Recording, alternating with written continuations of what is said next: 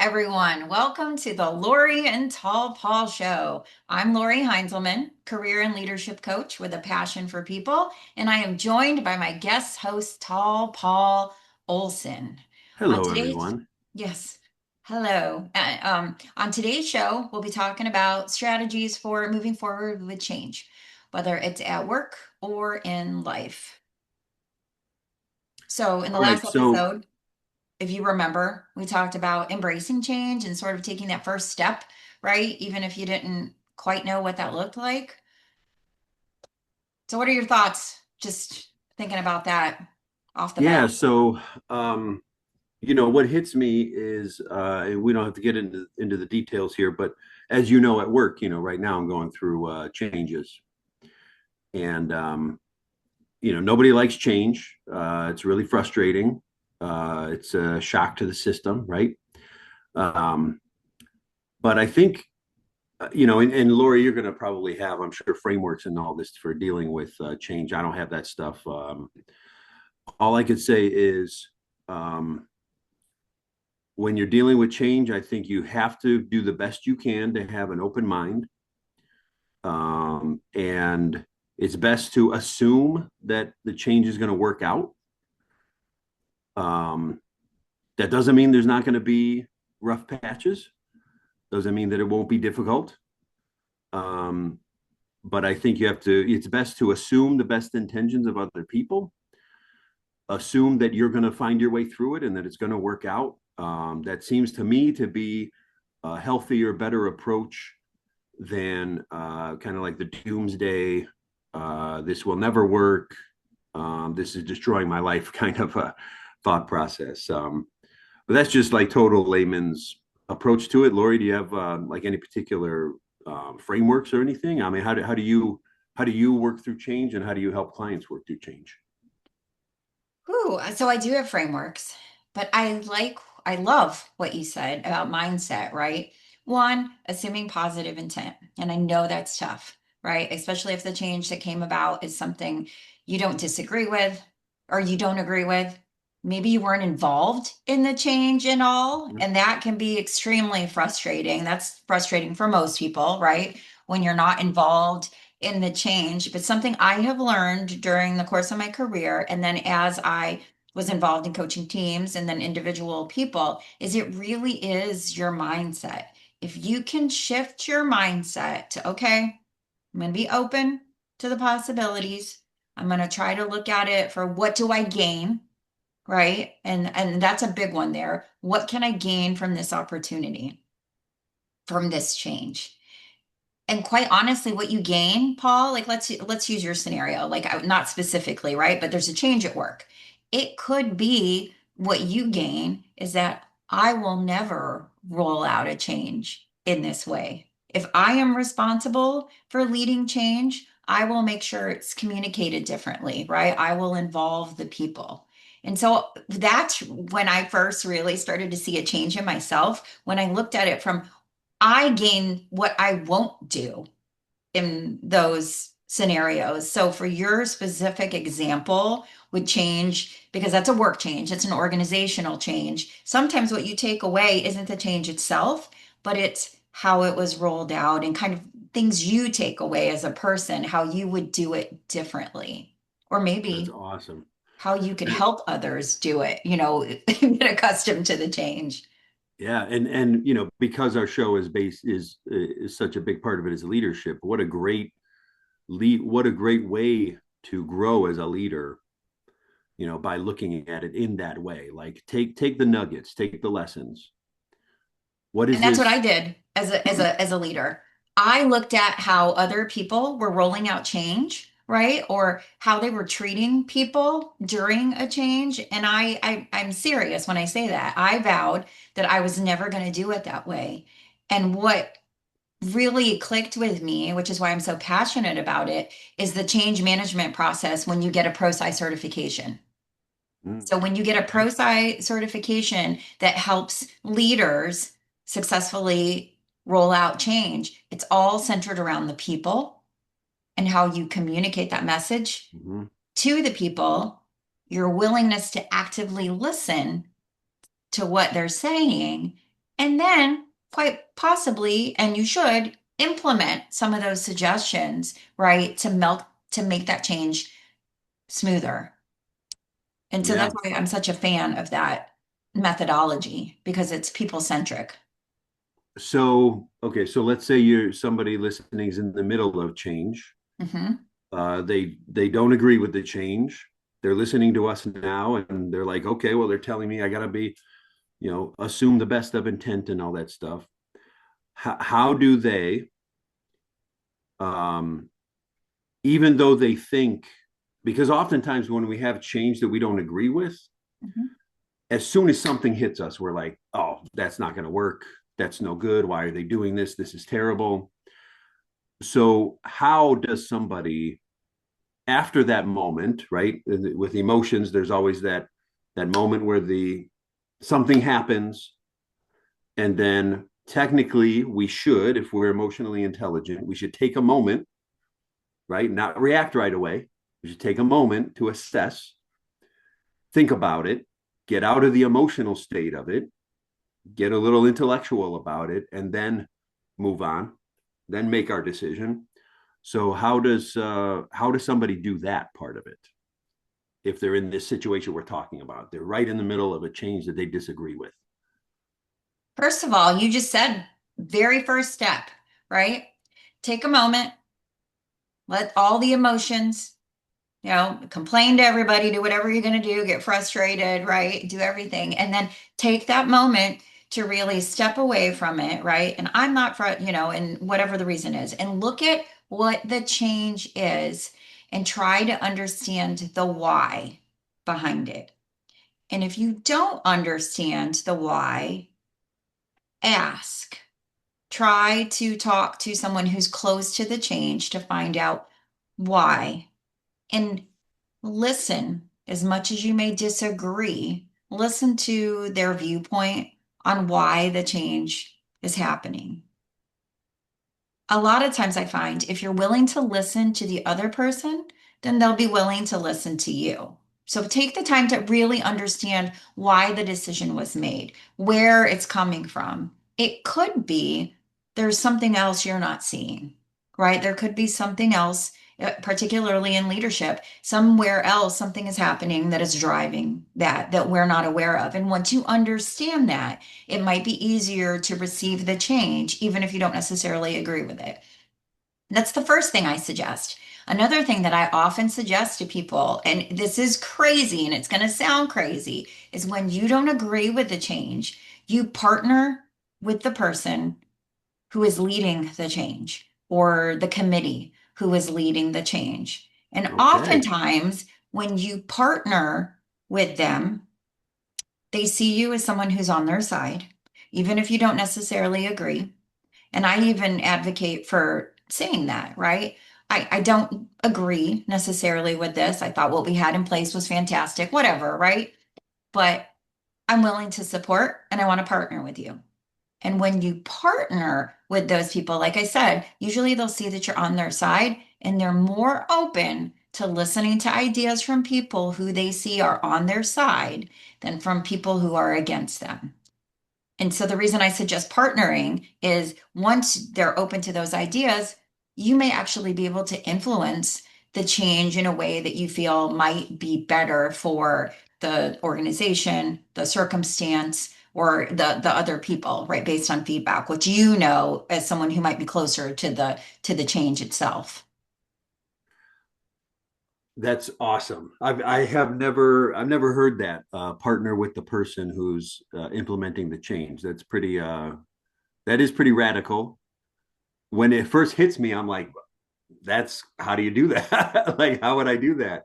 But the other thing that hits me about it is when you said understand the why, right? There's Yep. a really powerful question that a lot of people never ask. They never think to ask. Well, technically, it's not a question. It's a statement to get some more information, and it's so powerful. There's two that are super powerful, but the one that's really powerful is help me understand that from your perspective. right? So, Yes. like you Yes. said, like don't you shouldn't really be afraid to say you disagree. And so, to give the audience some verbiage, this can look something like, okay, wow, that's okay. So we're making that change. That's surprising to me. I have to say, I wasn't really expecting that. Um, Not sure how I feel about that, but help me understand this from your perspective. Why is this necessary? Why did you choose this? Right. And especially if you can ask that in a way that it doesn't sound confrontational, but it just sounds curious.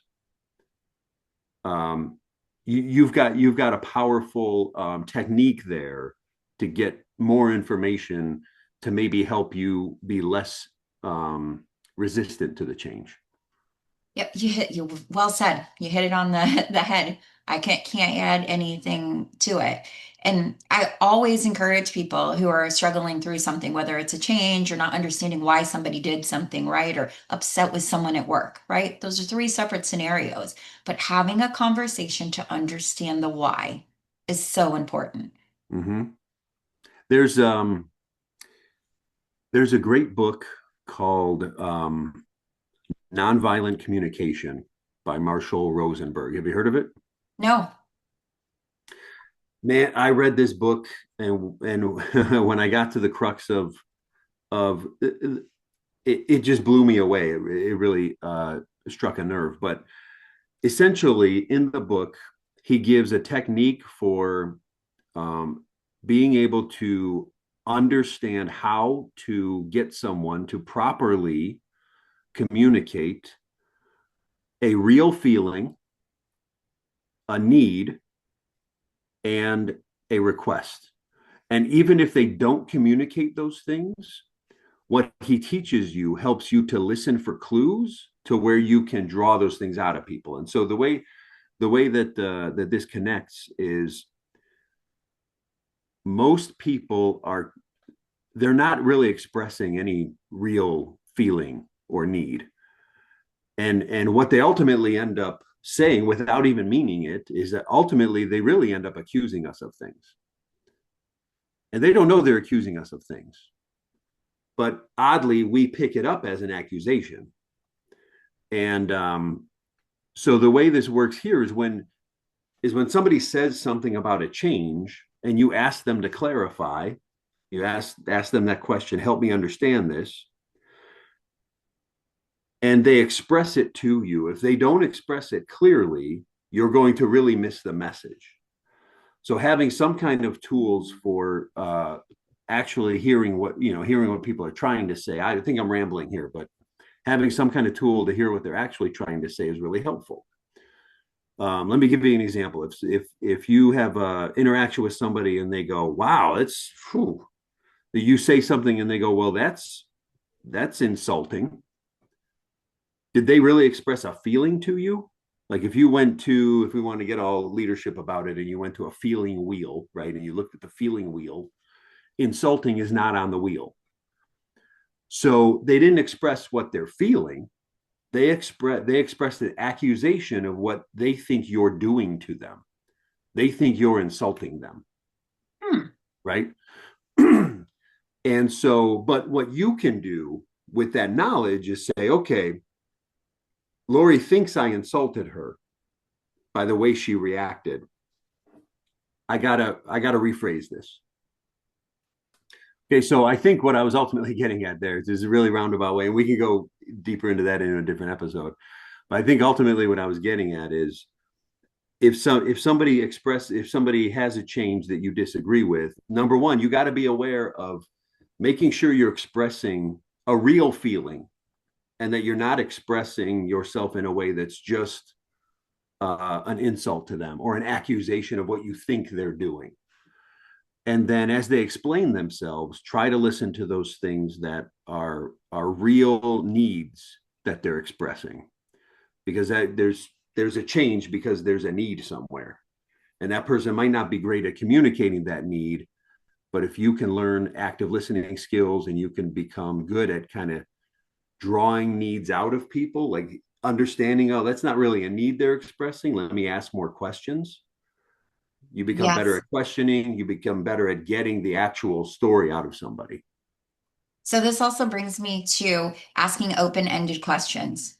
Mm-hmm. As a coach, I have been trained to ask open-ended questions. And towards the end of my corporate career, I really learned the value of asking open-ended questions because when you ask closed-ended questions, you just get a yes or no, right? There's no option. People can't really give you the detailed something. So if Mm-hmm. I say, Paul, do you think this looks good? You say yes or no, right? But if I show you something and I say, what are your thoughts on this? Mm-hmm. You give me more information.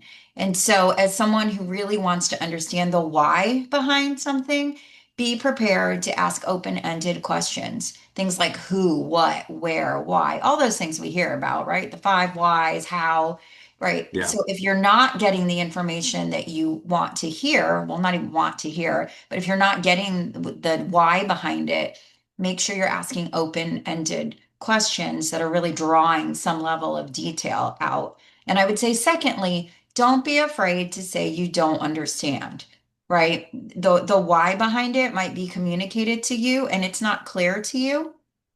Don't be afraid to say I still don't understand or I still don't understand why this change is happening. Because most people will Yeah. stop there if they still don't understand it, but don't be afraid to keep pushing to make sure it's clear to you. Yeah. You got to understand that they think they're being clear, right? They think they're being very clear in their answer.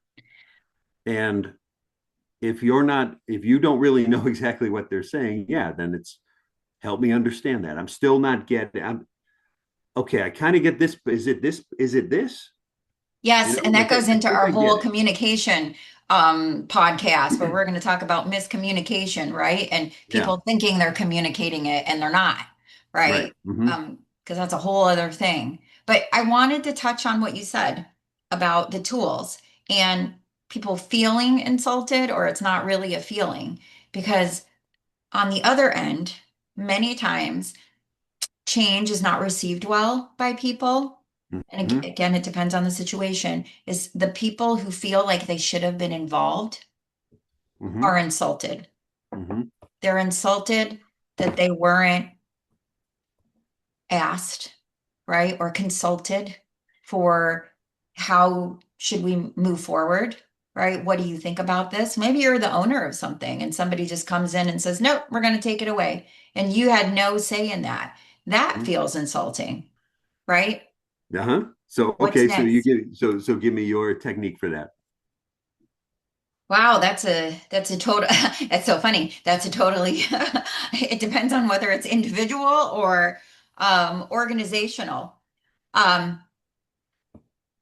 well, we have to create the desire. We have to create something that will motivate you whether you like it or not, right? If you don't, whether you like it or not. And this is where I say the partner. This is where I suggested the partner with someone. Okay. And the reason I say this is because I have used it for many scenarios, not just change, but difficult situations, right? And so change in essence is difficult, particularly if we don't like the change, right? Like this sucks. Mm-hmm. I don't like it at all. But I have used it to partner to um, work better with people I don't like at work, right? Whether it's because I just don't like their personality, or maybe I perceive that their performance is different than mine, right? Maybe it's less, maybe I feel like it's less quality, right? Or it's somebody who's taking control and taking credit for everything. But I have used it in situations where I don't like the change, right? But when I partnered with the person, again, my I was able to influence to where I could make the change something that was favorable for me. So I would say, even if you don't like it, I'm going back to the partner with the person, with the team, right? And say, okay, I disagree with this. I'm not happy. I don't like it, but what can we do? And now, in that scenario that you gave, people say, well, how can I partner with someone who just took away a project from me, right? How can I do that? You can't. But what you can say is, I'm not happy with the decision, right? Let's say they gave it to Lori because Lori does a better job. That's what they told you. Wow, right? You're unhappy. Again, there's going to be that emotional reaction. So I always recommend take a moment, Have the reaction. You need to have the reaction. Just don't do it in public. Have the reaction, get it out of your system, look at the scenario objectively, and then go back and say, okay, I did not like that you took the project away from me because you thought Lori could do a better job. What can I do to work on a similar project again? Or what can I do to gain more responsibility? Or how might I get that project back? Right? What are some things that I can do to get back in, on that side? Or what does Lori do better than me? I would like to, from your perspective, what does Lori do better than me with projects like this?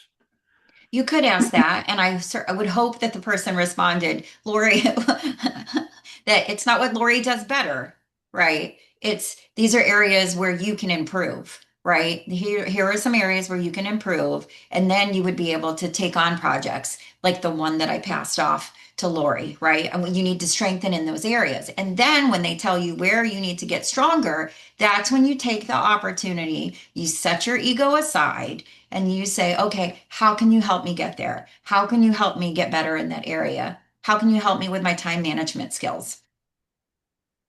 I mean, that's so much more powerful than I'm pissed. I'm going to yell at my boss.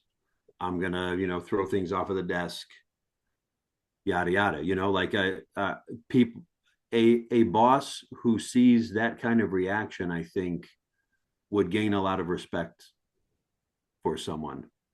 I think so. And it all goes back to mindset, like we talked about, and I talk so much about that. And I know we're focused on strategies for moving forward with change, but really your mindset is huge. If you go into every change with a fixed mindset that there's nothing to take away from it and everybody's wrong and you're right, you're never going to gain anything from a change, right? Yeah. But if you Yeah. go into it with an open mind, with seeing it as an opportunity for you to grow, right? Not getting offended or insulted and looking at it, wow, I have this opportunity to get better. And this person thinks that I can, and I'm going to go to them for the tools, right? Or if it's a change, again, a larger change that affects the entire organization, how can I partner with them to help roll it out? Maybe I can help my coworkers understand it a little bit better so I can ease the change for others, right? But then again, when you partner, you have that opportunity to maybe influence as well to where they will listen to you and you can sort of be that voice for the people, Mm, right?